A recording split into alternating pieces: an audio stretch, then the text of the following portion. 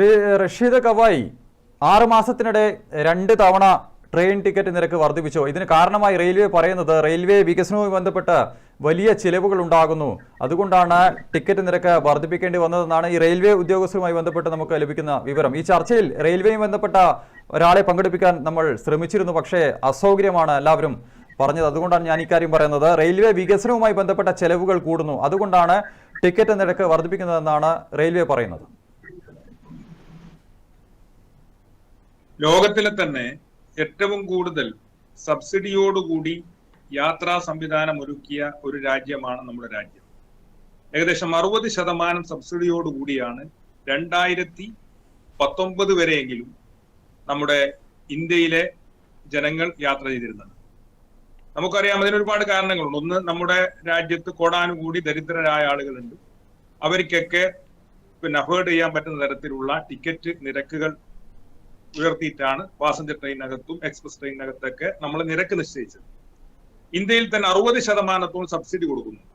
അതാണ് ഈ 2025 ആകുമ്പോഴേക്കും അത് 24% കുറച്ച് ഘട്ടം ഘട്ടമായി ആളുകൾ അറിയാതെ ഇതുപോലെ സബ്സിഡി വെട്ടിച്ചുരുക്കി ഇപ്പോ 24% എത്തിച്ചിരിക്കുകയാണ്. നാമമാത്ര വർധനവ് എന്ന് പറയുമ്പോൾ സത്യത്തിൽ ഇത് കിലോമീറ്ററുകളോളം സഞ്ചരിക്കുന്ന ആളുകൾക്ക്, റെയിൽവേ നമുക്കറിയാം 500-600 കിലോമീറ്റർ മുകളിൽ സഞ്ചരിക്കുന്ന ആളുകൾക്ക് ഇതൊരു വലിയ ബാധ്യതയാണ്. ഇത് പലപ്പോഴും നമുക്കറിയാം, അല്ലെങ്കിൽ തന്നെ പല മേഖലയിലും റെയിൽവേയില് വർധനവാണ്. ഇപ്പം റിസർവേഷനിൽ തന്നെ തത്കാല്, പ്രീമിയം തൽക്കാല്, അതുപോലെ തന്നെ അങ്ങനെ ഒരുപാട് സംവിധാനങ്ങൾ ആളുകൾ അറിയാതെ തന്നെ റെയിൽവേ പൊതുജനങ്ങളെ കൊള്ളയടിക്കുകയാണ്. അതിന്റെ ഏറ്റവും ഒടുവിലത്തെ ഉദാഹരണമാണ് ഇപ്പൊ 6 മാസം മുമ്പേ എല്ലാ ട്രെയിനുകളിലും ഇതുപോലെ ചെറിയ വർധന വരുത്തിയിട്ട് കൂടുതൽ തുക സമാഹരിക്കാൻ വേണ്ടിയിട്ടാണ് 500 കോടി രൂപ, ഇപ്പം 700 കോടി രൂപയാണ് ഇതിലൂടെ വരുന്നത്. അപ്പം ഘട്ടം ഘട്ടമായി ആളുകളെ വലിയ ബാധ്യതയില്ലാത്ത തരത്തിൽ വർദ്ധിക്കുമ്പോൾ സ്വാഭാവികമായും ഒരു ഘട്ടത്തിൽ വർദ്ധിക്കുന്നതും ആ ഒരു ഘട്ടത്തിൽ വർദ്ധിപ്പിക്കുന്നത് 2, 3, 4 ഘട്ടമായി വർദ്ധിപ്പിക്കുന്നതും സ്വാഭാവികമായും എങ്ങനെയാണ്, ഈക്വലാണ്. ഇപ്പൊ റെയിൽവേ എടുത്തിരിക്കുന്ന ഈ തന്ത്രം ജനങ്ങൾക്ക് മനസ്സിലാകുന്നില്ല എന്നുള്ളതാണ് മനസ്സിലാക്കുന്നത്. ഇത് ജനങ്ങൾക്ക് മനസ്സിലാവുന്നുണ്ട്. കാരണം ഇവിടെ 250 കിലോമീറ്റർ നമുക്കറിയാം, ഇപ്പൊ 2.50 പൈസയാണ്, 2 രൂപ 50 പൈസയാണ് വർധനമെങ്കിൽ അത് 3 രൂപയായി റൗണ്ട് ചെയ്തിട്ടാണ് പല സ്ഥലങ്ങളിൽ പലപ്പോഴും ഇതെടുക്കാറ്. അപ്പം ഇതൊന്നും കണക്കൂട്ടാതെ വർധനവ് നാമമാത്രമാണെന്നും ഇതൊക്കെ ഞങ്ങൾ റെയിൽവേയുടെ സുരക്ഷിതത്വവും അതുപോലെ തന്നെ പുതിയ സർവീസുകൾക്കും വേണ്ടിയാണെന്ന് പറയുന്നത് ശുദ്ധ അസംബന്ധമാണ്. കാരണം എന്നറിയോ, ഇപ്പൊ കഴിഞ്ഞ കാലം എന്തിനാ പറയുന്നത്, ഇപ്പൊ പ്രധാനമായിട്ടും പറയുന്നത് അമൃത് സ്റ്റേഷൻ പദ്ധതിക്ക് വേണ്ടി തുക ചെലവാകുന്നു, വന്ദേ ഭാരതിന് വേണ്ടി തുക ചെലവാകുന്നു, സുരക്ഷാ ക്രമീകരണത്തിന് വേണ്ടി തുക ചെലവാകുന്നു എന്നൊക്കെയാണ് ഇവർ പറയുന്നത്. പ്രിയമുള്ളവരെ, ഇതിനകത്ത് എന്തെങ്കിലും സത്യമുണ്ടോ എന്ന് ചോദിച്ചാൽ അതുപോലെ തന്നെ ധൂർത്തിനും ദുർവ്യയത്തിനും വേണ്ടിയിട്ടാണ് പലപ്പോഴും ഈ തുക ചെലവഴിക്കുന്നത് എന്ന് നിരന്തരമായി ഈ മേഖലയിൽ പ്രവർത്തിക്കുന്ന ഒരാളെന്ന് എനിക്ക് ഇതിൽ പറയാൻ സാധിക്കും. കാരണം നമുക്കറിയാം, അമൃത് സ്റ്റേഷൻ പദ്ധതി പല സ്റ്റേഷനുകളും ഇവർ തെരഞ്ഞെടുത്തു. ഈ തെരഞ്ഞെടുത്ത സ്റ്റേഷനുകളിൽ എന്നാ സ്ഥിതി, തെരഞ്ഞെടുത്ത സ്റ്റേഷൻ അതിന് മുന്നേ 1 മാസം മുമ്പെയോ 2 മാസം മുമ്പെയോ ചെയ്ത കോടിക്കണക്കിന് രൂപ ചെലവഴിച്ച് ചെയ്ത വർക്കുകൾ വീണ്ടും പൊളിച്ചു മാറ്റി അമൃത് സ്റ്റേഷൻ പദ്ധതിയിൽ പെട്ടു എന്നുള്ള ഒരൊറ്റ കാരണം കൊണ്ട് അതൊക്കെ പൊളിച്ചു നീക്കി വീണ്ടും പുതിയ നിർമ്മാണ പ്രവർത്തനം നടക്കുകയാണ്. ഇപ്പൊ കണ്ണൂരാവട്ടെ, പയ്യന്നൂരാവട്ടെ, അതുപോലെ തന്നെ തലശ്ശേരി. ഇപ്പൊ കണ്ണൂർ ഫണ്ട് പാസ്സാക്കിയതുകൊണ്ടാണ് ഞാൻ കണ്ണൂരിനെ കുറിച്ച് പറഞ്ഞത്. വടകരയാവട്ടെ, ഇവിടെയൊക്കെ അടുത്ത ഈ അമൃത് പദ്ധതി പ്രഖ്യാപിക്കുന്നതിന് മുമ്പേ 6 മാസം മുമ്പേ 3 മാസം മുമ്പൊക്കെ ചെയ്തിരിക്കുന്ന വർക്കുകൾ അതൊക്കെ പൊളിച്ചു നീക്കി കോടിക്കണക്കിന് രൂപയാണ്, ദുർവ്യയമാണ്. അതുപോലെ തന്നെ ഈ ജനങ്ങളുടെ പണം എടുത്തുകൊണ്ട് ദുരുപയോഗം ചെയ്തിരുന്നതിന് വേണ്ടിയിട്ടാണ് ഈ വർധനവെന്ന് പറയാതിരിക്കുക. സുരക്ഷിതത്വം ഞാൻ ചോദിക്കുന്നു, ഇപ്പോഴും ഈ റെയിൽവേയിൽ ലക്ഷക്കണക്കിന് പൈലറ്റുമാരുടെ ഒഴിവുണ്ട്, ലക്ഷക്കണക്കിന് വരുന്ന ടിക്കറ്റ് ടിടിമാരുടെ ഒഴിവുണ്ട്, അതുപോലെ തന്നെ RPF ഒഴിവുണ്ട്. ഇതുവരെ നികത്താൻ കഴിഞ്ഞിട്ടില്ല. ലക്ഷക്കണക്കിന് ഒഴിവാണ് റെയിൽവേയിലുള്ളത്. ഇവർ ഈ പറയുന്നത് പോലെ അടിക്കടി നിരക്ക് വർദ്ധിപ്പിക്കുന്നുണ്ടെങ്കിൽ അതിന്റെ ഫലം യാത്രക്കാർക്ക് ലഭിക്കുന്നില്ല എന്നുള്ളതാണ് യാഥാർത്ഥ്യം. കൂടുതൽ അവർ ദുരിതത്തിലേക്ക് നീങ്ങുകയാണ്. ഇപ്പൊ കണ്ടില്ലേ, ക്രിസ്മസ് വന്നു, അതുപോലെ തന്നെ കഴിഞ്ഞ ഓണം വന്നു. എത്ര സ്പെഷ്യൽ ട്രെയിനാണ് ഈ മലബാറിലൂടെ കടന്നുപോയത്? ആകെ 1, 2 ട്രെയിനുകളാണ് കടന്നു പോകുന്നത്. അതും എവിടെയാ സ്റ്റോപ്പ് മംഗലാപുരം വിട്ട് കഴിഞ്ഞാൽ കണ്ണൂര്, അതുപോലെ തന്നെ അങ്ങനെയുള്ള പ്രധാന സ്റ്റേഷനുകളിൽ മാത്രമാണ്. അതിനിടയിൽ ഒരുപാട് സ്റ്റേഷനുകളുണ്ട്. അപ്പൊ സാധാരണ ജനങ്ങളുടെ പണം എടുത്തുകൊണ്ട് ഇവിടെ സോ കോൾഡ് ആളുകൾക്ക് സഞ്ചരിക്കാൻ വേണ്ടി വേദി ഒരുക്കുന്നു. വന്ദേ ഭാരത് ഞങ്ങൾ ആരും വരുന്ന എതിരല്ല. വന്ദേ ഭാരത് വന്ന നല്ല തീരുമാനമാണ്. റെയിൽവേയിൽ അങ്ങനെ അത്തരം വികസന പ്രവർത്തനം വേണമെന്ന് ആവശ്യപ്പെടുന്ന ഒരാളാണ്. പക്ഷേ അത് സാധാരണക്കാരന്റെ ചെലവിലാകാൻ പാടില്ല. അവന്റെ കീശയിൽ കൈയിട്ട് വാരിക്കൊണ്ടുള്ള പ്രവർത്തനങ്ങൾ നടത്തുന്നതിന് ഒരിക്കലും ന്യായീകരിക്കാൻ പറ്റില്ല. ഇപ്പൊ 10 രൂപ പോലും 10 രൂപക്ക് മുകളിൽ 500 കിലോമീറ്ററിന്റെ മേഖലയിൽ വർധന വരും. ഇത് 2000-ഉം 3000-ഉം നോർത്ത് ഇന്ത്യയിലും അതുപോലെ തന്നെ സൗത്ത് ഇന്ത്യയിലൊക്കെ മറ്റ് സ്ഥലങ്ങളിലൊക്കെ ട്രെയിനിൽ പോകുന്ന ആളുകൾക്ക് ഇത് വലിയ ബാധ്യതയാണ്. അതല്ലാതെ 10 രൂപയെ വരൂ അല്ലെങ്കിൽ 2 രൂപയെ വരൂ എന്ന് പറയുന്നതും, അതുമാത്രമല്ല 6 മാസം മുമ്പെയാണ് ഈ റെയിൽവേ ഇത്രയും വർധന വരുത്തിക്കൊണ്ട് അത് അറിയാതെ ജനങ്ങളിൽ നിന്ന് പിഴുതത്. ഇതൊക്കെ ഇവർ പറയുന്നത് സുരക്ഷിതത്തിന് വേണ്ടിയും അടിസ്ഥാന സൗകര്യ വികസനത്തിന് വേണ്ടിയും പുതിയ ട്രെയിനുകൾ ആരംഭിക്കാനാണെന്ന് പറഞ്ഞാൽ, ഇതൊക്കെ ഞാൻ നേരത്തെ പറഞ്ഞതുപോലെ സമ്പന്നരായ ആളുകൾക്ക് സഞ്ചരിക്കാൻ വേണ്ടി മാത്രം റെയിൽവേ ഇപ്പോൾ അടുത്ത കാലത്ത് എടുക്കുന്ന തീരുമാനം അംഗീകരിക്കാൻ സാധ്യമല്ല. ഞങ്ങൾ പറയും ഞങ്ങൾ എത്ര തുക വേണമെന്ന് തരാം. ഇപ്പൊ സബ്സിഡി ഞാൻ നേരത്തെ പറഞ്ഞ പോലെ 60% ഉണ്ടായതിപ്പോ 25% എത്തിയിരിക്കുകയാണ്. ഈ 25% എത്തുമ്പോഴും ഈ പറയുന്ന ഞാനും നിങ്ങളൊക്കെ ട്രെയിൻ യാത്ര ചെയ്യുന്ന ആളുകളല്ലേ, ഇപ്പോഴും നമ്മൾ അനുഭവിക്കുന്നത് എന്താ? ട്രെയിനിനകത്ത് സൗകര്യമുണ്ടോ? അതുപോലെ തന്നെ ജനറൽ ടിക്കറ്റിനകത്ത് ആളുകൾ കയറാൻ സാധിക്കുന്നുണ്ടോ? ജനറൽ കമ്പാർട്ട്മെന്റിൽ ആളുകൾ കയറാൻ സാധിക്കുന്നുണ്ടോ? തിങ്ങിയും നിരങ്ങിയും ആളുകൾ, പ്രത്യേകിച്ച് നമ്മുടെ ഈ പ്രദേശത്ത് മലബാറിലെ ആളുകൾ മുന്നോട്ട് പോകുമ്പോ ഇതെന്തിനു വേണ്ടിയിട്ടാണ് വർധനമെന്ന് പറയാനുള്ള ബാധ്യത റെയിൽവേക്കുണ്ട്. ഇത് ദുർവ്യയത്തിന് വേണ്ടിയിട്ടാണ്, ഇത് ദൂർത്തടിക്കാൻ വേണ്ടിയിട്ടാണ് എന്നുള്ളതാണ് എനിക്ക് പറയാനുള്ളത്. ശരി, താങ്കളിലേക്ക് തിരികെ വരാം. ശ്രീ KP ചന്ദ്രാംഗതൻ, റഷീദ് കവായി സൂചിപ്പിച്ചതുപോലെ തന്നെ ചെറിയ വർധനവായി തന്നെ മാത്രമേ നമുക്ക് തോന്നുന്നുള്ളൂ എങ്കിലും ദൂരയാത്രയ്ക്ക് അത് വലിയ പണം കൊടുക്കേണ്ട ഒരു അവസ്ഥയിലേക്ക് കാര്യങ്ങൾ എത്തുകയാണ്. എന്നാൽ കൂടി കുഴപ്പമില്ല, പണം കൊടുത്താൽ കൂടി കുഴപ്പമില്ല. പക്ഷേ ആവശ്യമായ സൗകര്യങ്ങൾ എന്തുകൊണ്ടായിരിക്കും റെയിൽവേ ഒരുക്കാത്തത്, പ്രത്യേകിച്ച് ഈ കേരളത്തിനോട്, അതിൽ പ്രത്യേകിച്ച് ഈ മലബാറുകാരോട്? റഷീദ് കവായി പറഞ്ഞതിൽ ഭാഗികമായി മാത്രമേ സത്യമുള്ളൂ എന്നാണ് എൻ്റെ അഭിപ്രായം. എന്തുകൊണ്ടെന്നാൽ ഈ ഇപ്പോഴുള്ള വർധനവ് നാമമാത്രം തന്നെയാണ്. റഷീദ് കവായി സമ്മതിച്ചിട്ടുണ്ട്, നാമമാത്രമായ വർധനവാണ്.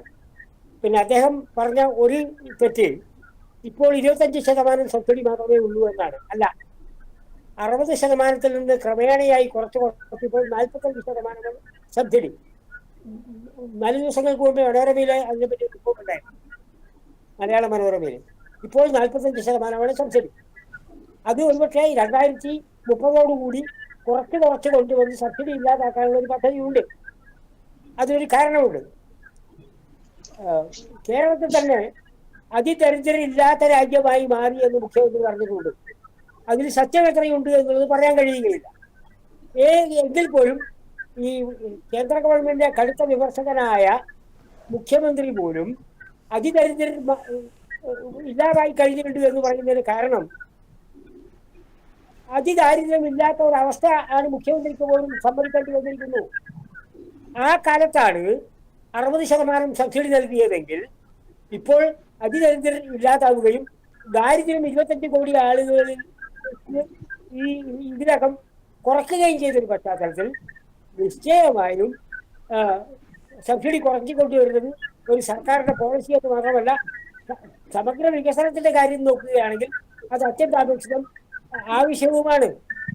സബ്സിഡി കുറച്ച് കൊണ്ടുവരും. പല മേഖലകളിൽ പെട്രോളിയം ഉൽപ്പന്നങ്ങളിലൊക്കെ സബ്സിഡി കുറച്ച് കൊണ്ടുവരുന്നുണ്ട്. കാരണം ആളുകളുടെ ജീവിത നിലവാരം ഉയർന്നപ്പോൾ അതാവശ്യമാണ്. ഇവിടെ ഇതിനെതിരായി ചെയ്യുന്നത് സംവരണ കാര്യത്തിൽ മാത്രമാണ്. ഒരു ഉദാഹരണം പറയാം. 1947 സ്വാതന്ത്ര്യം കിട്ടിയതിനു ശേഷം 50കളിൽ സംവരണം തുടങ്ങിയിട്ടുണ്ട്.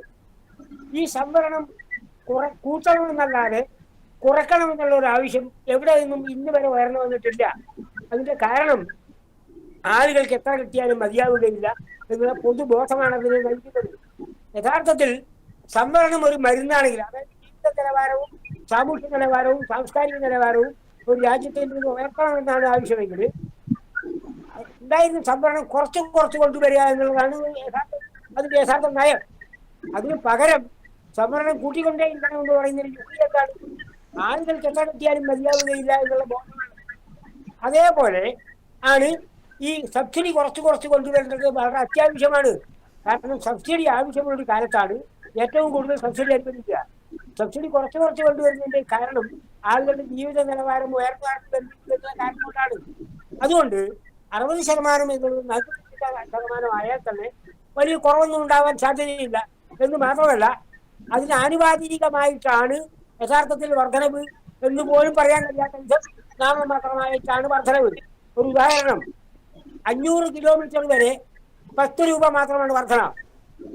500 മേലെയാണ്. ഒരു ഉദാഹരണത്തിൽ തിരുവനന്തപുരം മുതൽ ബംഗളൂരു വരെ സഞ്ചരിക്കണമെങ്കിൽ ഏകദേശം 800ഓളം കിലോമീറ്റർ, 750 കിലോമീറ്ററാണ്. അവിടെ ആകെ വർധനം 20 രൂപയാണ്. ഒരു ടിക്കറ്റിന് 20 രൂപ മാത്രമാണ് വർദ്ധിക്കുന്നത് ഒരു ടിക്കറ്റിന്. വളരെ കാലമായി റെയിൽവേ വർധനമില്ലാതെ, യാത്രാവർധനമില്ലാതെ ഒരു സംവിധാനമാണ് റെയിൽവേ. നമ്മുടെ റോഡ് ട്രാൻസ്പോർട്ട് ആണെങ്കിൽ കേരള സർക്കാർ വന്നെങ്കിൽ 10 കൊല്ലത്തിനുള്ളിൽ 5 പ്രാവശ്യം വർദ്ധിച്ചിട്ടുണ്ട്. ബസ് കൂലി 5 പ്രാവശ്യം വർദ്ധിച്ചിട്ടുണ്ട്. അത് മാത്രമല്ല, ഈ സ്റ്റേജ് നിർണയത്തിൽ വലിയ തട്ടിപ്പുണ്ട്. ഈ നേരെ മറിച്ച് സ്റ്റേജ് നിർണയത്തിൽ വലിയ തട്ടിപ്പൊന്നുമില്ലാതെ ഇന്നും പോകുന്ന റെയിൽവേയാണ്. നാമമാത്രമായ റെയിൽവേ കൂലി വർധനവ് മാത്രമേ ഇപ്പോൾ ഉണ്ടായിട്ടുള്ളൂ എന്ന് ആരും സമ്മതിക്കുന്നതാണ്. ആ രീതിയുടെ കുറവ് 250 കിലോമീറ്റർ വരെ, 215 കിലോമീറ്റർ വരെ വർധനവേ ഇല്ല. 215 കിലോമീറ്റർ വരെ ഒരു വർധനവും ഒരു എക്സ്പ്രസ് വണ്ടികൾക്കും ഇല്ല. പിന്നെ സീസൺ ടിക്കറ്റിന് വർദ്ധിപ്പിച്ചിട്ടില്ല, മെമു ട്രെയിനിന് വർദ്ധിപ്പിച്ചിട്ടില്ല, ഓർഡിനറി പാസഞ്ചർ ട്രെയിനിന് വർദ്ധിപ്പിച്ചിട്ടില്ല. അങ്ങനെ അനേക യാത്രാ വർധനവ് കുറച്ച് തീരെ ഇല്ലാതാക്കുന്ന ഒരു സംവിധാനം നടത്തിയിട്ടുണ്ട്. ശരി ശരി ശരി താങ്കളിലേക്ക് തിരികെ വരാം. താങ്കൾ പറയുന്നത് നാമമാത്രമായ വർധന മാത്രമേ ഇതിലുണ്ടായിട്ടുള്ളൂ എന്നാണ് താങ്കൾ പറയുന്നത്. ശ്രീ റഷീദ് കവായി, താങ്കൾ പറഞ്ഞതിൽ ചില തെറ്റുകൾ ശ്രീ ചന്ദ്രാംഗതൻ ചൂണ്ടിക്കാട്ടുന്നുണ്ട്. അതിനുള്ള മറുപടി വേണം. അതോടൊപ്പം തന്നെ നമ്മൾ മുൻകാലങ്ങളിലൊക്കെ തന്നെ ഈ റെയിൽവേ ട്രെയിൻ നിരക്ക് സംബന്ധിച്ചും അതോടൊപ്പം തന്നെ ഈ യാത്രാ സൗകര്യങ്ങൾ ഇല്ലാതെ സംബന്ധിച്ചും ഈ പാസഞ്ചേഴ്സ് അസോസിയേഷന്റെ ഒക്കെ ഭാഗത്ത് നിന്ന് വലിയ പ്രതിഷേധങ്ങളൊക്കെ ഉയർന്നു വരുന്നത് കാണാം. ഇപ്പോൾ നിരക്ക് വർധന ഉൾപ്പെടെ ഉണ്ടായിട്ടും എന്തുകൊണ്ട് അത്തരത്തിലുള്ള പ്രതിഷേധങ്ങൾ ഈ അസോസിയേഷന്റെ ഭാഗത്തു നിന്നും ഉണ്ടാകാത്തത്? ബഹുമാന ചന്ദ്രാംഗതേട്ടൻ പറഞ്ഞത് അടിസ്ഥാന സൗകര്യം വികസിച്ചു എന്നുള്ളതാണ്. സത്യത്തിൽ ലോക പിന്നെ സംഘടനകൾ പറഞ്ഞിരിക്കുകയാണ്. കാരണം 2011 വരെ ഇന്ത്യയുടെ ദരിദ്ര സൂചിക എന്ന് പറയുന്നത് 96 130 രാജ്യങ്ങളുള്ള സ്ഥലത്ത് 96 സ്ഥാനത്തായിരുന്നു. ഇന്നിപ്പോ അത് 110 സ്ഥാനത്താണ്. അതായത് രാജ്യം ദരിദ്രമായി കൂടുതൽ പോകുകയാണ്. ഈ പറയുന്നത് എന്താ? സോ കോൾഡ് ആളുകളുടെ വികസനം അല്ലല്ലോ ഇവിടെ സാധാരണ ആളുകളുടെ വികസനമാണ് ഞങ്ങൾ പറയുന്നത്. അവരുടെ സാമ്പത്തിക നിലവാരം വർദ്ധിച്ചിട്ടില്ല. കൂടുതൽ തൊഴിൽ നഷ്ടമാണ് ഈ രാജ്യത്ത്.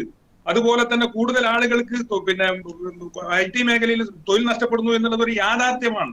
അപ്പൊ ജനങ്ങളുടെ ക്രയശേഷി വർദ്ധിക്കാതെ ഒരു കാലഘട്ടത്തിൽ ഇതുപോലെ നാമമാത്രമായ വർധനവ് എന്ന് പറഞ്ഞുകൊണ്ട് അടിക്കടി ഇപ്പൊ 6 മാസം പിന്നെ വർദ്ധിപ്പിച്ചതാണ്.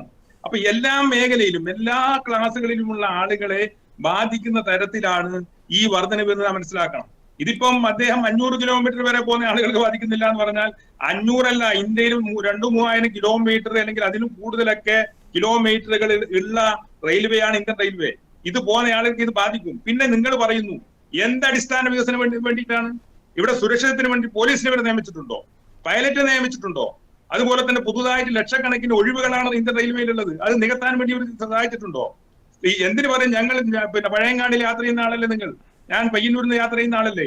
എന്ത് പിന്നെ കൂടുതൽ വികസനമാണ് വന്നത്? നിങ്ങൾക്ക് ഏതെങ്കിലും ഒരു എക്സ്പ്രസ് ട്രെയിനകത്ത് ജനറൽ ടിക്കറ്റ് എടുത്തുകൊണ്ട് നിൽക്കാതെ വരാൻ പറ്റിയിട്ടുണ്ടെങ്കിൽ ഞാൻ വെല്ലുവിളിക്കുന്നു. നിങ്ങൾക്ക് സാധിക്കില്ല. കാരണം എന്താ? നിന്നിട്ടേ വരാൻ പറ്റൂ. പഴയങ്ങാടിയിൽ നിന്ന് കയറി കണ്ണൂർ ഇറങ്ങണമെങ്കിൽ ആ ജനറൽ കമ്പാർട്ട്മെന്റിൽ നിൽക്കാനേ പറ്റൂ. കാരണം പാവപ്പെട്ട ആളുകള് ചെറിയ തുക എന്ന നിലയിലാണ് ഇവിടെ യാത്ര ചെയ്യുന്നത്. പിന്നെ പൊതുമേഖലാ സ്ഥാപനങ്ങൾ ആരുടെയെങ്കിലും സൗജന്യമല്ല. പൊതുമേഖലാ സ്ഥാപനങ്ങൾ എന്ന് പറയുന്നത് സാധാരണ ആളുകൾക്ക് സബ്സിഡി നിരക്കിൽ ഇന്ത്യൻ റെയിൽവേ ആവട്ടെ, തപാലാവട്ടെ, അതുപോലെ തന്നെ മറ്റു പൊതുമേഖലാ സ്ഥാപനങ്ങളാകട്ടെ, ഇതൊക്കെ ആളുകൾക്ക് സബ്സിഡി നിരക്കിൽ കൊടുത്തത് ദീർഘവീക്ഷണമുള്ള ഗവൺമെന്റുകൾ ഉണ്ടാകുന്ന കാലഘട്ടത്തിലാണ്. ദരിദ്ര നാരായണന്മാരുള്ള ഒരു രാജ്യം എന്ന നിലയിൽ അവർക്ക് ആശ്വാസം നൽകുന്നതിന് വേണ്ടിയിട്ടാണ്. അതല്ലാതെ ഇവരാരുടെയെങ്കിലും സൗജന്യമല്ല. അതൊക്കെ വർദ്ധിപ്പിക്കണം. ജീവിത നിലവാരം വർദ്ധിച്ചിട്ടെന്ന് പറഞ്ഞാൽ ആരംഗീകരിക്കാൻ? ഇവിടെ ഈ ലോക സംഘടന തന്നെ പറഞ്ഞിരിക്കുന്നു 96 സ്ഥാനത്തുണ്ടായിരുന്ന ദരിദ്ര സൂചികയിൽ നിന്ന് 110 സ്ഥാനത്തേക്ക് എടുത്തെറിയപ്പെട്ട ഒരു ഘട്ടത്തിലാണ് നമ്മുടെ രാജ്യം ഉള്ളത്. അങ്ങനെയുള്ള ഒരു രാജ്യത്ത് റെയിൽവേ എന്ന് പറയുന്നത് സേവനം കൂടിയാണ്, ലാഭം ഉണ്ടാക്കുക എന്നുള്ളതല്ല. അതുപോലെ തന്നെ ഇതിനകത്ത് സാമ്പത്തികമായ നേട്ടം ഉണ്ടാക്കുക എന്ന് മാത്രമല്ല, റെയിൽവേ കൊണ്ട് ഉദ്ദേശിക്കുന്നത് സേവനം. അത് നഷ്ടമായിരിക്കും ചിലപ്പോ, നമുക്കറിയാം. ഇപ്പൊ KSRTC നഷ്ടമായിരിക്കാം. അതൊക്കെ പക്ഷെ പൊതുമേഖലാ സ്ഥാപനം എന്ന നിലയിൽ പാവപ്പെട്ട ആളുകൾക്ക് സൗകര്യമൊരുക്കാൻ വേണ്ടിയുള്ള സംവിധാനം ഒരുക്കുന്നതിന്റെ ഭാഗം എന്ന നിലയിലാണ് ഇന്ത്യൻ റെയിൽവേ ആവട്ടെ, തപാലാവട്ടെ, അതുപോലെ തന്നെ പല അതൊക്കെ അതിന്റെയൊക്കെ കഥ കഴിച്ചു കഴിഞ്ഞിരിക്കുന്നു. ഇപ്പം BSNL ആവട്ടെ, ഇതൊക്കെ കുത്തകൾക്ക് വേണ്ടിയിട്ട് ഇപ്പൊ പുതിയ സ്വകാര്യ ട്രെയിനുകൾ ആരംഭിച്ചിരിക്കുന്നു. അപ്പം അതൊക്കെ കുത്തകൾക്ക് വേണ്ടിയിട്ട് വേദി ഒരുക്കാൻ വേണ്ടിയുള്ള ഒരു സാഹചര്യമാണ് ഇന്ത്യൻ റെയിൽവേയിൽ നടക്കുന്നത്. അതുപോലെ തന്നെ ഈ പണം ഉപയോഗിച്ചുകൊണ്ട് ഇപ്പൊ സബ്സിഡി പറഞ്ഞു 45% ഘട്ടം ഘട്ടമായി ഇത് ഇവര് കുറച്ച് പൂർണ്ണമായും ഇല്ലാതാക്കേണ്ട ശ്രമമാണ്. എല്ലാ മേഖലയിലും നടപ്പാക്കി കഴിഞ്ഞു. ഇപ്പൊ തപാലിലാവട്ടെ നടപ്പാക്കാൻ പോകുന്നു, അതുപോലെ തന്നെ ടെലികോം മേഖലയിൽ നടപ്പാക്കാൻ പോകുന്നു. അപ്പൊ പൊതുമേഖലാ സ്ഥാപനങ്ങളെ ആർക്കൊക്കെയോ വേണ്ടി ഇത് തകർത്ത് സ്വകാര്യ വ്യക്തികൾക്കും അതുപോലെ തന്നെ സമ്പന്നരായ ആളുകൾക്കും യാത്രാ സൗകര്യം വർദ്ധിപ്പിക്കുകയും അവർക്ക് വേണ്ടി ഈ സാധാരണ ജനങ്ങളെ പിഴിയുകയും ചെയ്യുന്ന ഒരു സാഹചര്യമാണുള്ളത്.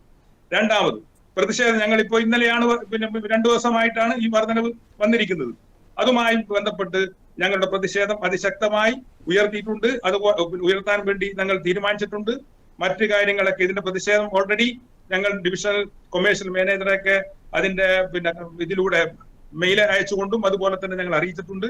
ഇതിന്റെ പ്രതിഷേധം ഞങ്ങൾ ആരംഭിക്കും. അതിനു വേണ്ടിയുള്ള സമയം സ്വാഭാവികമായി 2-3 ദിവസങ്ങൾക്കുള്ളിൽ ഞങ്ങൾ ചെയ്യുന്നതായിരിക്കും. ശരി, ശ്രീ ചന്ദ്രാംഗതൻ, വളരെ പ്രധാനപ്പെട്ട ഒരു പോയിന്റ് അല്ലേ ശ്രീ റഷീദ് കവായി പറയുന്നത്? താങ്കൾ പറയുന്നത് നാമമാത്രമായ വർധന മാത്രമാണ്. പക്ഷേ എങ്കിൽ കൂടി റെയിൽവേ വികസനത്തിന് വേണ്ടിയാണ് ഈ ടിക്കറ്റ് നിരക്ക് വർദ്ധിപ്പിക്കുന്നതെന്നാണ് റെയിൽവേയുടെ വിശദീകരണം. എന്ത് വികസനമാണ് ഈ മലബാറിലൊക്കെ ഉണ്ടായത്? അദ്ദേഹം സൂചിപ്പിച്ചതുപോലെ ഈ പഴയങ്ങാടി, പയ്യന്നൂർ സ്റ്റേഷനിലൊക്കെ എന്ത് വികസനമാണ് താങ്കൾ കാണുന്നത്? റഷീദ് കവായി ഒരു പയ്യന്നൂർ യാത്രക്കാരനാണ്. പയ്യന്നൂർ റെയിൽവേ സ്റ്റേഷന്റെ മാനദണ്ഡം ഇപ്പോ ഒരു അമൃത ഭാരത് പദ്ധതി തയ്യാറാക്കുന്നതിന് മുമ്പേ ഉണ്ടായിരുന്നത് തന്നെയാണോ എന്ന് അദ്ദേഹത്തിന്റെ ഹൃദയത്തിൽ നെഞ്ചിൽ കൈവച്ച് പറയാൻ കഴിയുമോ? പയ്യന്നൂർ റെയിൽവേ സ്റ്റേഷൻ പഴയ റെയിൽവേ സ്റ്റേഷനാണെന്ന് മനസ്സിലാവാത്ത വിധം ഉയർന്നിട്ടില്ലേ? പഴയങ്ങാടി അത്ര ഉയർന്നിട്ടില്ല. കാരണം പഴയങ്ങാടി അമൃത ഭാരത് പദ്ധതിയിൽ ഉൾപ്പെടുത്തിയിട്ടില്ല. യഥാർത്ഥത്തിൽ ഉൾപ്പെടുത്താൻ പര്യാപ്തമായ യാത്രക്കാരും നിരക്ക് പൂർണ്ണമായി ഉള്ളതുമായ ഒരു റെയിൽവേ സ്റ്റേഷൻ പഴയങ്ങാടി. അത് 2ാം ഘട്ടത്തിൽ ഏർപ്പെടുത്തി തരാമെന്ന് റെയിൽവേ ഉറപ്പ് നൽകിയിട്ടുണ്ട്. പ്രസിഡന്റ് എന്ന നിലയ്ക്ക് ഞാൻ നൽകിയ നിവേദനത്തിൽ 2ാം ഘട്ടത്തിൽ പഴയങ്ങാടിയും കൂടി അമൃത ഭാരത് പദ്ധതിയും കൂടി ഉൾപ്പെടുത്താമെന്ന് വാക്ക് തന്നിട്ടുണ്ട്. ആ വാക്ക് പാലിക്കപ്പെടുമെന്ന് എനിക്ക് പറയാൻ കഴിയുകയില്ല. ഏതായാലും ഈ റെയിൽവേ സ്റ്റേഷന്റെ പ്ലാറ്റ്ഫോമിന്റെ നിലവാരം അല്ലെങ്കിൽ ആ റെയിൽവേ സ്റ്റേഷനുകളുടെ നിലവാരം നിങ്ങളൊന്ന് മംഗലാപുരം മുതൽക്ക് തിരുവനന്തപുരം വരെ ഒന്ന് യാത്ര ചെയ്താൽ നിങ്ങൾക്ക് ബോധ്യമാകാവുന്നതേ ഉള്ളൂ. കാരണം വളരെ ചെറിയ റെയിൽവേ സ്റ്റേഷന്റെ പ്ലാറ്റ്ഫോം പോലും ഇന്ന് വളരെ ഉന്നത നിലവാരത്തിൽ എത്തിക്കുകയാണ്. കണ്ടാൽ അതിശയപ്പെട്ടു പോകുന്ന രീതിയിലുള്ള വികസനമാണ് ഈ കഴിഞ്ഞ 10 കൊല്ലത്തിനുള്ളിൽ എല്ലാ റെയിൽവേ സ്റ്റേഷനും, അതായത് വലിയ റെയിൽവേ സ്റ്റേഷനോ ചെറിയ റെയിൽവേ സ്റ്റേഷനോ എന്നുള്ള ഭേദമില്ലാതെ പൂർണ്ണമായും വമ്പിച്ച രീതിയിലുള്ള പുരോഗതി എല്ലാ റെയിൽവേ സ്റ്റേഷനുകളുടെ പ്ലാറ്റ്ഫോമിലും ഉണ്ടായിട്ടുണ്ട് എന്നുള്ളത് വസ്തുതയാണ്. അത് അംഗീകരിക്കാതിരിക്കാൻ സാധ്യമല്ല. അതൊന്നും ഈ ടിക്കറ്റ് നിരക്ക് വർധനവ് തീരെ ഇല്ലാതെ കുറേ കാലം നടത്തിയതാണ്. ഇപ്പോ ദുർവഹമായ സാമ്പത്തിക ഭാരം അതുവഴി ഉണ്ടായതോടുകൂടിയാണ് അല്പ നാമമാത്രമായ വർധനവ് ഉണ്ടാക്കാൻ വേണ്ടി റെയിൽവേ നിർബന്ധിതമായത്. 1. 2, ഒരു സത്യമുണ്ട് റഷീദ് കവായി പറയുന്നത്. ഈ യാത്ര പിന്നെ മറ്റൊരു ഒരു സത്യത്തിന്റെ കൂടെ മാത്രമേ മറ്റൊരു സത്യം അംഗീകരിക്കാൻ കഴിയുകയുള്ളൂ. എന്തുകൊണ്ടെന്നാൽ കേരളത്തിൽ 2ഉം 3ഉം 4ഉം ട്രാക്കുകൾ നിർബന്ധമായി ഉണ്ടാവേണ്ടതാണ്. അതിന് ഇല്ലാത്തടത്തോളം കാലം ഈ വെറും 2 ട്രാക്കുകളിൽ കൂടി ഓടുന്ന വണ്ടികളുടെ ഭാരം ഇപ്പോൾ ക്രമാതീതമായി വർദ്ധിച്ചിട്ട് താങ്ങാനാവാത്ത വിധം എത്തിയിരിക്കുന്നു എന്നാണ് റെയിൽവേയുടെ ഒരു വ്യാഖ്യാനം, ഒരു നിരീക്ഷണം. അത് പരമാർത്ഥവുമാണ്. കാരണം നമുക്കറിയാം കണ്ണൂര് വരെ എത്തുന്ന തീവണ്ടികൾ 47 എണ്ണമാണ്. തെക്കിൽ നിന്ന് കണ്ണൂര് വരെ എത്തുന്ന തീവണ്ടികളുടെ എണ്ണം 47 എണ്ണമാണ്. നേരെ മറിച്ച് കണ്ണൂരിൽ നിന്ന് മംഗലാപുരത്തേക്ക് പോകുന്ന വണ്ടികളുടെ എണ്ണം, നേരെ മറിച്ച് കണ്ണൂര് വരെ എത്തുന്ന വണ്ടികളുടെ എണ്ണം 54 എണ്ണമാണ്. 54 വണ്ടികൾ കണ്ണൂർ വരെ തെക്കിൽ നിന്ന് എത്തുന്നു. കണ്ണൂരിൽ നിന്ന് ഇങ്ങോട്ടേക്ക് 44 വണ്ടികൾ മാത്രമേ ഉള്ളൂ. അത്ര കുറവുണ്ട്. മലബാറിന്റെ കണ്ണൂരിന് വടക്കുള്ള ഭാഗത്തേക്ക് ഒരു അവഗണനയുണ്ട് എന്നുള്ളത് പരമാർത്ഥമാണ്, സത്യവുമാണ്. അത് അംഗീകരിക്കാൻ നിർവാഹവുമില്ല. എന്നാൽ ഈ വണ്ടികൾക്ക് താങ്ങാനാവാത്ത വിധമാണ് ഇപ്പോൾ റെയിൽവേ ട്രാക്ക് ഉള്ളത്. 3ഉം 4ഉം ട്രാക്ക് അനുവദിക്കാൻ വേണ്ടി അല്പസ്വല്പമായിട്ടുള്ള എക്വിസിഷൻ നടപടികൾ, നാമമാത്രമായ എക്വിസിഷൻ സ്ഥലത്തിന് വേണ്ടിയിട്ട് അത് ഏർപ്പെടുത്തി തന്നാൽ നിശ്ചയമായും 3ഉം 4ഉം ട്രാക്ക് ഉണ്ടാക്കാമെന്ന് വാക്ക് തരികയും അതിന്റെ സർവേ ആരംഭിക്കുകയും ചെയ്തിട്ടുണ്ട്.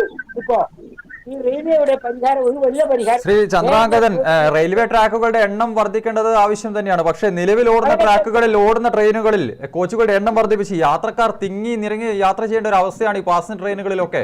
അപ്പൊ അതിനൊരു പരിഹാരം വേണ്ടേ? അതിലൊരു ശരിയുണ്ട്. ഒരു 2 3 റേക്കുകൾ, അതായത് കമ്പാർട്ട്മെന്റുകൾ ഓരോ വണ്ടിയിലും ഏർപ്പെടുത്തുന്നത് വളരെ അത്യാവശ്യമാണ്. എങ്കിൽ പരശുരാം എക്സ്പ്രസ്, മലബാർ എക്സ്പ്രസ് തുടങ്ങിയ വളരെ തിരക്കനുഭവപ്പെടുന്ന ചില വണ്ടികളുണ്ട്. ആ വണ്ടികൾക്ക് ഒരു പരിഹാരം പോകും. ഇനി 2 3 കോച്ചുകൾ വീതം അതൊക്കെ വർദ്ധിപ്പിക്കുക. പക്ഷെ എല്ലാ വണ്ടികൾക്കും അങ്ങനെ ആവശ്യമില്ല. ചില വണ്ടികൾ കാര്യമായിട്ട് പോകുന്നുണ്ട്. അതുകൊണ്ട് 2 3 വണ്ടികൾക്ക് തിരക്കുകൾ കുറക്കാൻ വേണ്ടി എന്ന വണ്ണം കുറച്ച് കൂടുതൽ റേക്കുകൾ അനുവദിക്കുന്നത് വളരെ അത്യാവശ്യമാണ്. നേരെ പറഞ്ഞു പണ്ടത്തെ പോലെയുള്ള പഴകിയ പഴഞ്ചൻ കമ്പാർട്ട്മെന്റ് എല്ലാം മാറ്റിയിട്ടു. ഇപ്പോ വലിയ തോതിലുള്ള സൗകര്യങ്ങളില്ലെങ്കിൽ പോലും ഒരു ആവറേജ് സൗകര്യങ്ങളുള്ള കമ്പാർട്ട്മെന്റുകളായി മാറിയിട്ടുണ്ട്. അതിനൊക്കെ വലിയ ചെലവുകളും പിന്നെ കോച്ചുകൾ ഉണ്ടാക്കുന്ന ഫാക്ടറികളുടെ എണ്ണം വർദ്ധിപ്പിച്ചിട്ടുണ്ട്. അതിൽ ഉണ്ടാകുന്ന കോച്ചുകളുടെ എണ്ണം ക്രമാതീതമായി വർദ്ധിച്ചിരിക്കുന്നു. അതിനൊക്കെ ഉണ്ടായിരുന്ന ദുർവഹമായ സാമ്പത്തിക ഭാരം ഒരു ദേശം കുറയ്ക്കുന്നതിന് വേണ്ടിയാണ്. യഥാർത്ഥത്തിൽ ഞാൻ ഇപ്പോഴും പറയുന്നു, വർധനവ് നാമമാത്രമാണ്, വലിയ കൂടുതലില്ല. പക്ഷെ ചില കാര്യങ്ങളിൽ റെയിൽവേ ശ്രദ്ധിക്കേണ്ടതുണ്ട്. ചന്ദ്രാംഗതൻ, ഈ റെയിൽവേ യാത്രക്കാർ ഉന്നയിക്കുന്ന പ്രധാന ഒരു പ്രശ്നം ഈ സുരക്ഷാ വീഴ്ചയുമായി ബന്ധപ്പെട്ടാണ്. നിരവധി ഒഴിവുകളുണ്ട്. നിലവിൽ അംഗബലം ഇല്ല എന്നാണ് റെയിൽവേ തന്നെ വിശദീകരണം നൽകുന്നത്. നിരവധി ഒഴിവുകളുണ്ട്. എന്തുകൊണ്ടാണ് അതൊക്കെ നികത്തി ഈ സുരക്ഷാ വീഴ്ചയൊക്കെ പ്രശ്നങ്ങളൊക്കെ തന്നെ പരിഹരിക്കാത്തത്? അതിന് തയ്യാറാവുന്നില്ലല്ലോ റെയിൽവേ. അവിടെയാണല്ലോ റെയിൽവേ തയ്യാറാക്കേണ്ടത്. ഞങ്ങൾക്ക് റഷീദ് ഗവൺമെന്റ് ഒരേ അസോസിയേഷന്റെ മെമ്പർമാരാണ്. ഞങ്ങൾ ശക്തിമത്തായ സമരം പല പോരായ്മകൾക്കും വേണ്ടി നടത്തുന്നുണ്ട്. നിങ്ങൾ ഒരേ അസോസിയേഷൻ ആണെങ്കിലും 2 ചേരിയിൽ നിൽക്കുന്ന പോലെയാണ് നിങ്ങളുടെ സംസാരം. അതിൽ നിന്ന് രാഷ്ട്രീയ കാഴ്ചപ്പാടുകളുടെ വ്യത്യാസം കൊണ്ടാണ്. സാരമില്ല. റെയിൽവേയുടെ ചട്ടത്തിൽ നമ്മള് തമ്മിൽ അങ്ങനെയല്ല പറഞ്ഞു. നമ്മൾ തമ്മിൽ ഇത് പറഞ്ഞേ ഉള്ളൂ. നമ്മൾ അങ്ങനെ ചെയ്യുന്നതാണ്. അല്ല, 2 ചേരിയിൽ നിൽക്കുന്ന പോലെയാണ് സംസാരം. ഒറ്റക്കെട്ടായി നിന്നാലല്ലേ നമുക്ക് ആ കാര്യങ്ങൾ നേടിയെടുക്കാൻ സാധിക്കുകയുള്ളൂ. അതാണ് ഞാൻ ചോദിച്ചത്. പറഞ്ഞുതരാം. അതായത് റെയിൽവേയുടെ സമഗ്രമായ പുരോഗതി, റെയിൽവേയുടെ സമഗ്രമായ ആവശ്യകത, റെയിൽവേയുടെ അതായത് പോരായ്മകൾ, ഇത് വിശകലനം ചെയ്യേണ്ടത് 3 വിശകലനം ചെയ്യേണ്ടത്. അങ്ങനെ വിശകലനം ചെയ്താൽ റെയിൽവേയുടെ പ്രവർത്തനം അത്രമാത്രം ശോചനീയമല്ല. വളരെ വളരെ ശോഭനീയമായ ഒരു അവസ്ഥ ഉണ്ടാക്കാൻ വേണ്ടിയുള്ള പാടുപെടൽ നടത്തുന്നുണ്ട്. അതായത് റെയിൽവേ പാസഞ്ചേഴ്സ് അസോസിയേഷൻ പഴയങ്ങാടി യൂണിറ്റിന്റെ പ്രസിഡന്റാണ് താങ്കൾക്ക് പറയുന്നത് റെയിൽവേ യാത്രക്കാരെ വലിയ ബുദ്ധിമുട്ടൊന്നും നേരിടുന്നില്ല, സുഗമമായ യാത്ര തന്നെയാണ് ഉള്ളത് തന്നെയാണ്, അങ്ങനെയാണ് പറയുന്നത്? അല്ല, അങ്ങനെയല്ല പറയുന്നത്. പോരായ്മകൾ ഉണ്ടെങ്കിൽ പോലും സമഗ്രമായ ഒരു വീക്ഷണത്തിൽ നിശ്ചയമായും വലിയ പുരോഗതി ഉണ്ടാക്കി മാത്രമേ ഞാൻ പറയുള്ളൂ. സർവ്വ പോരായ്മകളും തിരിച്ചുകൊണ്ടും റെയിൽവേ സംവിധാനവുമില്ല, മറ്റൊരു സംവിധാനവും ലോകത്തിൽ എവിടെയും മാറ്റാൻ കഴിയുകയില്ല. ഒന്ന്. രണ്ടാമത് റെയിൽവേ റഷീദ് ഗവായി പറഞ്ഞതിനോടുള്ള ഒരു അഭിപ്രായ വ്യത്യാസം എനിക്കുള്ളത്, ഈ ലോക സംഘടന 106ാമത്തെ പദവിയിലാണ് ഇപ്പോൾ ദാരിദ്ര്യരേഖ ഉള്ളത് എന്ന് പറയുന്നു. ശുദ്ധ കളവാണത്. കാരണം ലോകാരോഗ്യ സംഘടന അങ്ങനെ പറഞ്ഞിട്ടില്ല. പല വിദേശ സംഘടനകളും സർവേ ടീമുകൾ ഇന്ത്യയുടെ പുരോഗതി വിലയിരുത്തുന്നതിൽ വലിയ തോതിലുള്ള വീഴ്ച കാണിക്കുകയും കരുതി കൂട്ടി ഇന്ത്യയെ മോശമാക്കാൻ ചിത്രീകരിക്കുകയും ചെയ്യുന്ന ചില സർവേ ടീമുകളാണ് ഇന്ത്യയെ പട്ടിണിയുടെ കാര്യത്തിൽ പാകിസ്ഥാന്റെയും ബംഗ്ലാദേശിന്റെയും താഴെയാണ്. പട്ടിണിയുടെ കാര്യത്തിൽ ഒരു സംഘടന പറഞ്ഞത് പാകിസ്ഥാന്റെയും ബംഗ്ലാദേശിന്റെയും താഴെ, സിലോണിന്റെയും താഴെയാണ് എന്ന്, ശ്രീലങ്കയുടെയും താഴെയാണ് എന്നാണ് പറഞ്ഞിട്ടുള്ളത്. ഇത് ശുദ്ധ നുണയാണ്. ദരിദ്ര സൂചിക നടത്തുന്ന ഔദ്യോഗികമായിട്ടുള്ള കമ്മിറ്റിയാണ് ഇത് പറയുന്നത്. അതായത് നിങ്ങൾ എന്നാൽ ഇപ്പൊ പറ, എത്രാമത്തെ ഇതിലാണ് ഇന്ത്യ ഇപ്പോൾ ഉള്ളത്? ജോർജ് സോറോസിന്റെ റാങ്കിലാണ് ഇപ്പൊ നമ്മൾ ഉള്ളത്? പറയും. പ്രതിപക്ഷം ഏറ്റെടുക്കുകയാണ്. എത്രാമത്തെ റാങ്കിലാണ് നമ്മൾ പ്രചരണം അനാവശ്യമായി ഏറ്റെടുക്കുകയാണ്.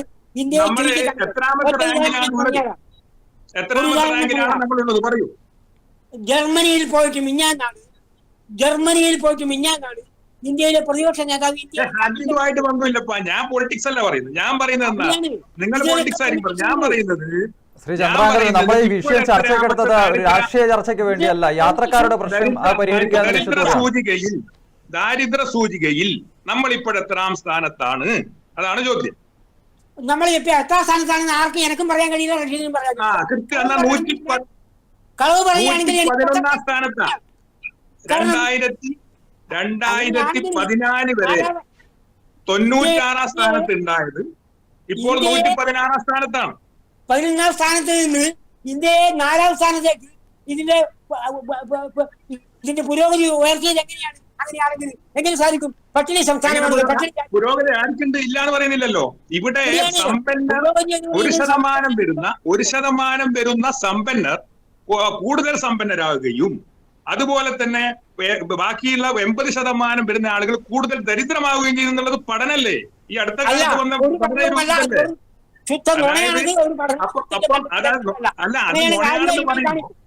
അത് നുണയാണെന്ന് പറയുമ്പോ ഇന്ത്യയിലെ 60% വെൽത്ത് ആരുടെ കയ്യിലാണെന്ന് പറയണം. ഇന്ത്യയുടെ 60% വെൽത്തും ഒരു ശതമാനത്തിന്റെ കയ്യിലാണ്. 1%. ഒരു കാര്യം ഞാൻ പറഞ്ഞുതരാം. അത് പറയും. നമ്മൾ ദാരിദ്ര്യത്തിൽ നിന്ന് അതിദാരിദ്ര്യ ലക്ഷക്കണക്കിന് തൊഴിലാണ് നഷ്ടപ്പെട്ടത്. എന്തുകൊണ്ടെന്നറിയോ? കോവിഡിന് ശേഷം, അതുപോലെ തന്നെ GST നടപ്പാക്കിയതിനു ശേഷം, അതുപോലെ തന്നെ നോട്ട് നിരോധിച്ചതിന് ശേഷം കോടിക്കണക്കിന് തൊഴിലുകളില്ല. ആളുകൾക്ക് ഇത് ട്രെയിനിന് പോകണമെങ്കിൽ പണം വേണ്ടേ? ജോലി ചെയ്യുന്ന സാധാരണ ഫാക്ടറിയിൽ ജോലി ചെയ്യുന്ന ആളുകൾ, സാധാരണ കൈത്തറി മേഖലയിൽ ജോലി ചെയ്യുന്ന ആളുകൾ, അവർക്കൊക്കെ വരുമാനം വളരെ കുറവാണ്.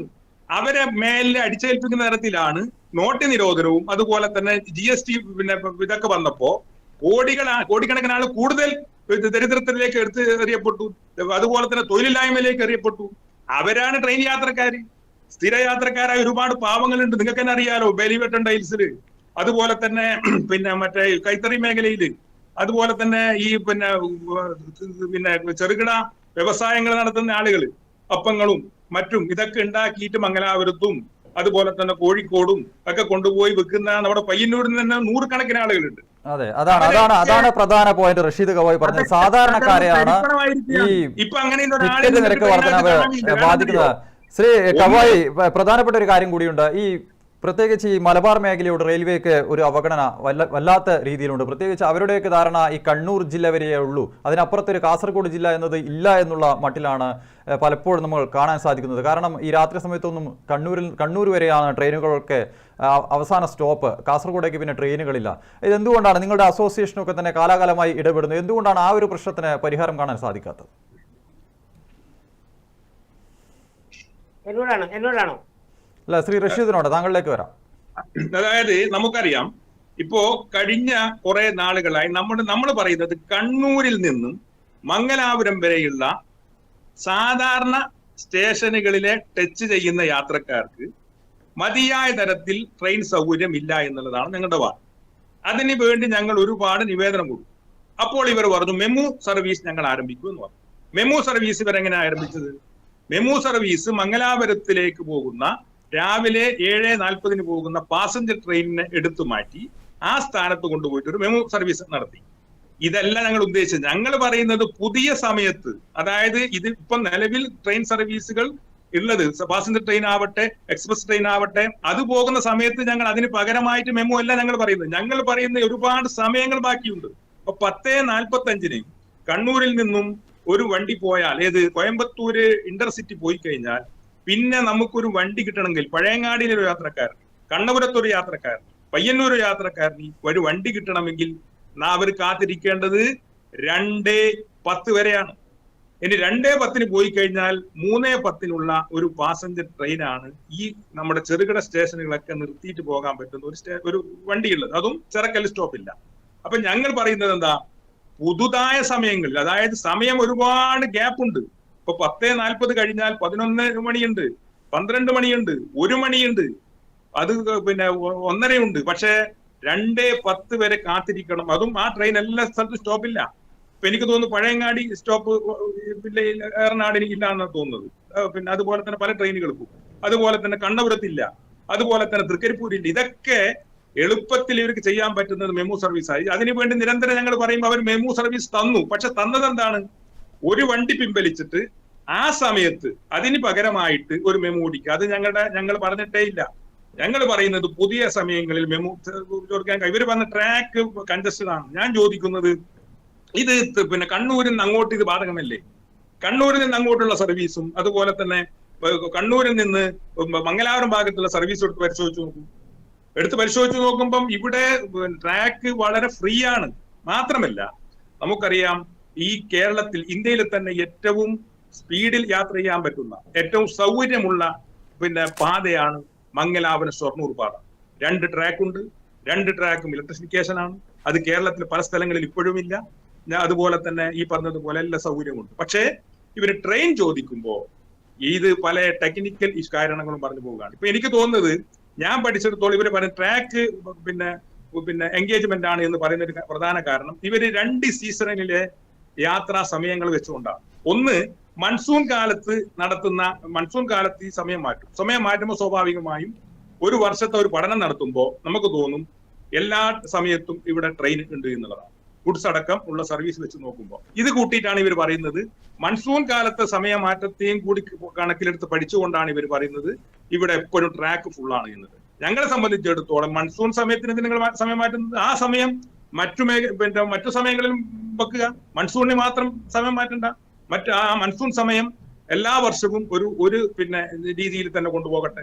ഞങ്ങൾക്ക് എന്താണ് ഇതിനകത്ത് വിരോധം? അപ്പൊ അത് വരുമ്പോ സ്വാഭാവികമായും ട്രാക്ക് കൺജസ്റ്റഡ് ആയിട്ട് തോന്നും. അങ്ങനെയാണ് ഈ പറയുന്നത് മലബാർ കണ്ണൂരിന് അങ്ങോട്ട് ട്രാക്ക് ഭയങ്കര പിന്നെ സൗകര്യമില്ല, ട്രാക്കിൽ ഒഴിവില്ല എന്നൊക്കെ പറഞ്ഞു വരുന്നത്.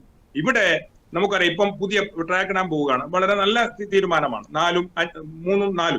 3ഉം 4 ട്രാക്ക് വന്നാൽ നമ്മുടെ ഒരു പരിധി വരെ പുതിയ ട്രെയിനുകൾ ആരംഭിക്കാൻ സാധിക്കും. അങ്ങനെ വരുമ്പോ സ്വാഭാവികമായിട്ടും നമ്മുടെ ഈ വടക്കേ മലബാറിലെ എല്ലാ സ്റ്റേഷനുകളിലും ഒരുപാട് പിന്നെ സ്റ്റോപ്പുകൾ ഉണ്ടാക്കാൻ പറ്റും. ഒരുപാട് ട്രെയിനുകൾക്ക് സ്റ്റോപ്പ് ഉണ്ടാക്കാൻ പറ്റും. ആ 3ഉം 4ഉം ലൈനിന് വേണ്ടി നമ്മൾ സമ്മർദ്ദം ചെലുത്താൻ ഇവിടുത്തെ ജനപ്രതിനിധികളും അതുപോലെ തന്നെ രാഷ്ട്രീയ പ്രസ്ഥാനങ്ങളും നമ്മുടെ സംഘടനയ്ക്ക് തയ്യാറായാൽ അതൊരു വലിയ വിപ്ലവമായിരിക്കും എന്നുള്ള കാര്യത്തിൽ യാതൊരു സംശയവുമില്ല. അതിനു വേണ്ടിയുള്ള സർവേ നടന്നുകൊണ്ടിരിക്കുകയാണ്. ശരി, ശ്രീ ചന്ദ്രാംഗതൻ, ഇക്കാര്യത്തിൽ താങ്കളുടെ അഭിപ്രായം എന്താണ്? താങ്കൾ റെയിൽവേയുടെ സംവിധാനങ്ങളൊക്കെ തന്നെ മികച്ച രീതിയിലാണെന്നാണ് അഭിപ്രായപ്പെടുന്നത്. ഈ കണ്ണൂരിൽ നിന്ന് കാസർഗോഡ് മംഗലാപുരം ഭാഗത്തേക്ക് കൂടുതൽ ട്രെയിനുകളില്ല, യാത്രക്കാർ വലിയ ദുരിതം പേറുകയാണ്. അസോസിയേഷനുകളൊക്കെ തന്നെ നിരവധി നിവേദനങ്ങളും സമരമാർഗങ്ങളും ഒക്കെ സ്വീകരിച്ചു, ഒരു നടപടിയുമില്ല. അങ്ങനെയെങ്കിൽ താങ്കൾ പറയുന്നത് പോലെയെങ്കിൽ മികച്ച രീതിയിൽ പ്രവർത്തിക്കുന്ന റെയിൽവേ ഈ കണ്ണൂർ, കാസർഗോഡ്, മലബാർ മേഖലയിലെ യാത്രക്കാരുടെ പ്രശ്നങ്ങൾ കൂടി പരിഹരിക്കേണ്ടതല്ലേ? റഷീദ് വക്കീൽ ഇപ്പൊ പറഞ്ഞത് ഏകദേശം 75% ശരിയാണ്. അത് അംഗീകരിക്കുന്ന അതും 75 ഉള്ളൂ. അത്രേ ഉള്ളൂ. അതിന്റെ കാരണമുണ്ട്, പറയാം. മലബാർ കണ്ണൂർ മുതൽക്ക് കാസർഗോഡ് മംഗലാപുരം വരെയുള്ള ഭാഗത്തേക്ക് അല്പം കൂടി ശ്രദ്ധ പതിപ്പിക്കണമെന്നുള്ളത് അവർക്ക് അവരുടേതായിട്ടുള്ള ഒരുപാട് കാരണങ്ങൾ ഉണ്ടാവും. നമുക്ക് സാങ്കേതികമായ കാരണങ്ങൾ പറയുമ്പോൾ എതിർക്കാൻ കഴിയാത്ത ഒരവസ്ഥ നമുക്കുണ്ട് എന്നുള്ളതിന് ഒരു തെളിവ് ഞാൻ പറയാം. ഞാനും റഷീദ് വക്കീലും കൂടി അടങ്ങുന്ന ഒരു സംഘം കഴിഞ്ഞ ഒരു മാസം മുമ്പേ ജനറൽ മാനേജർ കണ്ണൂരെത്തിയ സമയത്ത് ഞങ്ങൾ ഒരു പൊതുവായ നിവേദനം നൽകുകയുണ്ടായി. ആ നിവേദനത്തിൽ പറഞ്ഞ ഒരു സുപ്രധാനമായ കാര്യം കണ്ണൂരിൽ പിറ്റ് ലൈൻ അനുവദിക്കണം എന്നുള്ളതാണ്. എങ്കിൽ ഒരു പ്ലാറ്റ്ഫോമും കൂടി അനുവദിക്കാൻ സാധിക്കുകയും ആ പ്ലാറ്റ്ഫോമുകളിൽ കൂടെ ചുരുക്കിയത് 5 അതായത് ഇപ്പം 3 ട്രാക്കാണുള്ളത്, അത് 5 ട്രാക്കാക്കി വർദ്ധിപ്പിക്കാൻ കഴിയും ഒരു പ്ലാറ്റ്ഫോമും കൂടി അംഗീകരിക്കുകയാണെങ്കിൽ. അത് അംഗീകരിക്കണമെങ്കിൽ ഒരു പിറ്റ് ലൈൻ വേണം എന്നുള്ളതാണ് പറഞ്ഞത്. പക്ഷേ അതിന് അദ്ദേഹം ചില സാങ്കേതികമായ കാരണങ്ങൾ പറഞ്ഞു. ഈ പിറ്റ് ലൈൻ അനുവദിക്കാതിരിക്കാനുള്ള സാങ്കേതികമായ കാരണങ്ങൾ ഞങ്ങൾക്കതിന് ഫലപ്രദമായ മറുപടി പറയാൻ സാധിച്ചിട്ടില്ല. റഷീദ് വക്കീലിന് പറയാൻ കഴിഞ്ഞിട്ടായിരിക്കും പറയാൻ കഴിഞ്ഞിട്ടില്ല. അപ്പോ സാങ്കേതികമായ പല കാരണങ്ങളും റെയിൽവേ പറയുന്നതനുസരിച്ചായിരിക്കും അവരുടെ പുരോഗതിയോ അല്ലെങ്കിൽ അവരുടെ ലൈൻ ഉണ്ടാക്കുന്ന ഒരവസ്ഥയോ ഉണ്ടാവുക. പക്ഷേ 75% ശരിയെന്ന് പറഞ്ഞതിന് കാരണം കണ്ണൂരിൽ നിന്ന് കാസർഗോഡ് വരെയുള്ള യാത്രക്കാർക്ക് വലിയ അവഗണന ഇപ്പോഴും അനുഭവിപ്പിക്കുന്നുണ്ട്. അതിന് ഒരു പോരായ്മ പരിഹരിക്കേണ്ടത് വളരെ അത്യാവശ്യമാണ്. അതിന് ഞങ്ങളുടെ കൂട്ടായ ശ്രമം ഞങ്ങളുടെ റെയിൽവേ NMRPC-യുടെ സംഘടന വളരെ സക്രിയമായി തുടരുന്നുണ്ട്. ഒരു സത്യം പറഞ്ഞാൽ ഇവിടുത്തെ ജനപ്രതിനിധികൾ ഈ റെയിൽവേയുടെ അവഗണന അവസാനിപ്പിക്കുകയും റെയിൽവേയുടെ പുരോഗതി വിലയിരുത്തുകയും ചെയ്തിട്ട് അതനുസരിച്ച് പെരുമാറുകയും ചെയ്തതിൽ സമ്പൂർണ്ണ പരാജയമാണ് എന്നെനിക്ക് അഭിപ്രായമുണ്ട്. ജനപ്രതിനിധികൾ അവരുടെ കാര്യം മാത്രമല്ലാതെ ജനങ്ങളുടെ കാര്യം കാര്യമായി പരിഗണിക്കുന്നില്ല. ഒരു ഉദാഹരണം പറയാം. എനിക്ക് റെയിൽവേ പാസഞ്ചേഴ്സ് അസോസിയേഷൻ പ്രസിഡന്റ് എന്നുള്ള നിലക്ക് ഞാൻ നടത്തിയ പല നിവേദനങ്ങൾക്കും റെയിൽവേയിൽ നിന്ന് കിട്ടിയ മറുപടി എന്താണെന്ന് വെച്ചാൽ, ഈ ചില മാനദണ്ഡങ്ങളുണ്ട്, റെയിൽവേ നിശ്ചയിച്ച മാനദണ്ഡങ്ങൾ. ഒരു ഉദാഹരണത്തിന് റെയിൽവേ ഒരു റെയിൽവേ സ്റ്റേഷന്റെ പുരോഗതി അല്ലെങ്കിൽ അതിലെ വണ്ടി നിർത്തുന്നതിന്റെ എണ്ണം വർദ്ധിപ്പിക്കുന്നതിനോ അല്ലെങ്കിൽ ആ പ്ലാറ്റ്ഫോമിന്റെ നിലവാരം ഉയർത്തുന്നതിനോ ഉള്ള മാനദണ്ഡം, റെയിൽവേ അംഗീകരിച്ച മാനദണ്ഡം എന്താണ് എന്നായിരുന്നു ചോദ്യം. അവരതിന് ഉത്തരം പറഞ്ഞു. 4 മാനദണ്ഡങ്ങളാണ് പറഞ്ഞത്. 1, യാത്രക്കാരുടെ എണ്ണ വർധനവ്. 2, വരുമാന വർധനവ്. 3, തീവണ്ടികളുടെ എണ്ണത്തിന്റെയും അവ ഓരോ റെയിൽവേ സ്റ്റേഷനിലും എത്തുന്നതിന്റെ വ്യത്യാസം. 4, ചരിത്രപരവും ഇപ്പോഴത്തേതുമായ ഒരു സ്ഥലത്തിന്റെ പ്രാധാന്യം. ഈ 4 കാര്യങ്ങളാണ് പറഞ്ഞിരുന്നത്. പക്ഷെ ഇത് പൂർണ്ണമായും അംഗീകരിച്ചുകൊണ്ടല്ല പലപ്പോഴും ഒരു റെയിൽവേ സ്റ്റേഷനെ ഇംപ്രൂവ് ചെയ്യുന്നത്. ഒരു ഉദാഹരണം പറയാം. നമ്മുടെ രാജമോഹൻ ഉണ്ണിത്താനാണ് ഞങ്ങളെ പ്രതിനിധീകരിക്കുന്ന പാർലമെന്റ് മെമ്പർ. അദ്ദേഹത്തിന് ഈ റെയിൽവേയുടെ പല കാര്യങ്ങളെ പറ്റിയും ഈ പാർലമെന്റിൽ ഉന്നയിക്കാനുള്ള ചോദ്യം ഞാൻ എഴുതി കൊടുക്കാറുണ്ട്, എന്നോട് ആവശ്യപ്പെട്ടതുകൊണ്ട്. അങ്ങനെ ചോദിച്ച ചോദ്യങ്ങൾക്ക് അശ്വിനി വൈഷ്ണവ് പാർലമെന്റിൽ പറഞ്ഞ മറുപടി പ്രകാരം നമ്മുടെ ഈ പഴയങ്ങാടിയിൽ ഒരു റെയിൽവേ അണ്ടർ ബ്രിഡ്ജ് ഉണ്ട്. ആ അണ്ടർ ബ്രിഡ്ജിലേക്കൂടെ ഓരോ 10 മിനിറ്റ് കൂടുമ്പോഴും അതിശക്തമായ ട്രാഫിക് ബ്ലോക്ക് അനുഭവപ്പെടുകയാണ്. ഓരോ 10 മിനിറ്റിനും വമ്പിച്ച ട്രാഫിക് ബ്ലോക്ക് അനുഭവപ്പെടുന്നു. അതിന്റെ ഒരു കാരണം വളരെ ഇടുങ്ങിയ കാളവണ്ടിക്ക് മാത്രം പോകാൻ സാധിക്കുന്ന ഒരു അടിപ്പാതയാണ്. ഈ അടിപ്പാതയിൽ കൂടി ഒരു വാഹനത്തിന് മാത്രമേ പോകാൻ കഴിയൂ. അതുകൊണ്ട് ഓരോ 10 മിനിറ്റ് കൂടുമ്പോഴും പഴയങ്ങാടി ടൗണിൽ വമ്പിച്ച ഗതാഗതക്കുറിപ്പ് അനുഭവപ്പെടുന്നു. ഇതിന് പരിഹാരമായി ഇത് ഒരു ഫ്ലൈ ഓവറാണ് വേണ്ടത് ഞാൻ എഴുതി കൊടുത്ത് പാർലമെന്റിൽ അദ്ദേഹം ഉന്നയിക്കുകയുണ്ടായി. ഇപ്പോൾ റെയിൽവേ മന്ത്രി പറഞ്ഞ മറുപടി, കേരള സർക്കാർ അടിപ്പാത മാത്രമേ ഉണ്ടാക്കാൻ പാടുള്ളൂ എന്ന് ഞങ്ങളോട് നിഷ്കർഷാപൂർവ്വം ആവശ്യപ്പെട്ടതിന്റെ അടിസ്ഥാനത്തിൽ അതിന്റെ എസ്റ്റിമേറ്റ് മാത്രമാണ് റെയിൽവേ തയ്യാറാക്കാൻ കഴിഞ്ഞത്. അത് പ്രകാരം 4,85,00,000 ഉറുപ്പിക റെയിൽവേ കെട്ടിവെക്കുകയാണെങ്കിൽ ഇത് അടിപ്പാത ഒരു പുതിയതായ ഒരടിപ്പാതയും കൊണ്ട് ഉണ്ടാക്കാം എന്ന് പറഞ്ഞിരുന്നു. പക്ഷേ കഴിഞ്ഞ ഒരു മാസം മുമ്പ് മാത്രമാണ് ഈ 4,85,00,000 രൂപ റെയിൽവേക്ക് ഈ കേരള ഗവൺമെന്റ് കെട്ടിയ 5 കൊല്ലത്തിന് ശേഷം. ഈ മറുപടി പറഞ്ഞിട്ട് 5 കൊല്ലമായി. 2020 ഒടുവിലാണ് ഈ മറുപടി. 5 കൊല്ലങ്ങൾക്ക് ശേഷം ഇപ്പോഴാണ് കേരള സർക്കാർ ഈ 4,85,00,000 രൂപ അടിപ്പാതയ്ക്ക് വേണ്ടി കെട്ടിവെച്ചത്. എങ്കിൽ പോലും ഇതിന്റെ യാത്രാ കുരുക്ക്, അതായത് ഗതാഗത കുരുക്ക് ഒരു ഭാഗികമായി മാത്രമേ പരിഗണിക്കുകയുള്ളൂ. ഫ്ലൈ ഓവറാണ് ആവശ്യം. പക്ഷെ സർക്കാരിന്റെ കയ്യിൽ പണമില്ല. കേരള സർക്കാരിന്റെ കയ്യിൽ ഒരു ഉറുപ്പികയില്ല. അതൊക്കെ പൂർണ്ണമായും വേറെ തരത്തിൽ ചെലവഴിച്ചു കഴിഞ്ഞു. പാർട്ടിപരമായ ആവശ്യങ്ങൾക്ക് വേണ്ടി ചെലവഴിച്ചു കഴിഞ്ഞു. ശ്രീ ചന്ദ്രാംഗതൻ, ഇനിയിപ്പോൾ കൂടുതൽ ട്രാക്കുകളൊക്കെ വരാൻ പോവുകയാണ്. ആ ഒരു സാഹചര്യത്തിൽ മലബാർ മേഖലയിലെ യാത്രക്കാരുടെ പ്രശ്നങ്ങൾ പരിഹരിക്കപ്പെടുമെന്നൊരു പ്രതീക്ഷ താങ്കൾക്കുണ്ടോ? ഉണ്ട്. കാരണം 2 ട്രാക്കും കൂടി ഇപ്പൊ ഉദാഹരണത്തിന് കേരളയിൽ നിന്ന് കഴിഞ്ഞാൽ റഷീദ് ബക്കീൽ ഞാനും ഒക്കെ കേരളയിൽ നിന്നാണ്. കേരളയിൽ ഒരു കാരണവശാലും രാജ്യങ്ങളല്ല എന്ന് ഞങ്ങൾക്ക് 2 പേർക്കും അറിയാം. അതുകൊണ്ട് അതിന് ഏറ്റവും വലിയ ഒരു പരിഹാരം 3-4 ട്രാക്ക് ഉണ്ടാക്കുക എന്നുള്ളതാണ്. ആ 3-4 ട്രാക്കിന് ചില വളവുകൾ നികത്തുകയും സിഗ്നൽ സംവിധാനം പുരോഗമിക്കുകയും കുറച്ച് സ്ഥലം എക്വയർ ചെയ്ത് ഗവൺമെന്റ് കൊടുക്കുകയും ചെയ്യുക എന്നുള്ളതാണ്. വളരെ ചുരുങ്ങിയ നാമമാത്രമേ സ്ഥലം മാത്രമേ എക്വയർ ചെയ്ത് കൊടുക്കേണ്ടതുള്ളൂ. ഒരു ഉദാഹരണത്തിന് 150 ഏക്കർ സ്ഥലം കൊടുത്താൽ റെയിൽവേ 3-4 ട്രാക്ക് ഉണ്ടാക്കാൻ കഴിയും. അത് ഇന്ന് വരെ കേരള ഗവൺമെന്റ് തയ്യാറായിട്ടില്ല. അത് തയ്യാറായ ഉടനെ തന്നെ 3-4 ട്രാക്കിന് സർവേ നടത്തിക്കൊണ്ടിരിക്കുന്നുണ്ട്. ഇപ്പോ അത് പൂർത്തിയാവുകയും റെയിൽവേയുടെ ഒരുപാട് പ്രശ്നങ്ങൾ പരിഹരിക്കപ്പെടുകയും ചെയ്തു. ശരി, സമയക്കുറവ് മൂലമാണ് ഞാൻ ഇടപെടുന്നത്. ടിക്കറ്റ് ക്ഷാമവും ട്രെയിൻ ടിക്കറ്റ് നിരക്ക് വർധനയും ട്രെയിൻ യാത്ര ദുരിതയാത്രയാക്കുന്നു എന്ന വിഷയമാണ് നമ്മൾ ഇന്ന് ചർച്ച ചെയ്തത്.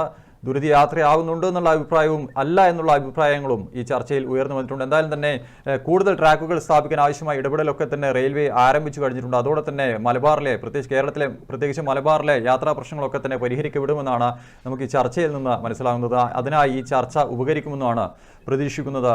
ചർച്ച ഇവിടെ അവസാനിക്കുകയാണ്. ചർച്ചയിൽ പങ്കെടുത്ത ശ്രീ റഷീദ് ഗവായി ഒപ്പം ശ്രീ KP ചന്ദ്രാംഗതൻ, 2 പേർക്കും നന്ദി അറിയിക്കുകയാണ്. അടുത്തയാഴ്ച മറ്റൊരു വിഷയവുമായി കാണാം. നമസ്കാരം.